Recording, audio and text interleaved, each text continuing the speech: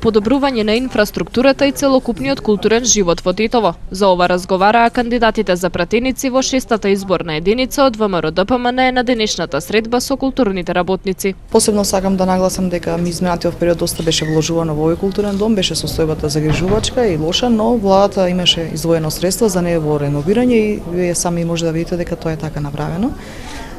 Средбата ќе биде во однос на тоа да ги сослушаме нивните проблеми, да видиме што понатаму може да направиме. Донесовме неколку закони во однос на културата, заштита на македонската музика народна и забавна, заштита на филмот, нели, субвенционирање на културните работници кои што се бават со оваа проблематика и секако нивно понатамошно уште поуспешно работење, бидејќи владата секое субвенционирање ќе го даде за проект кој што вреди и кој што ќе биде во интерес на националното богатство на Македонија. На средбата беше разговарано и за постојните проблеми кои допрва треба да бидат решени.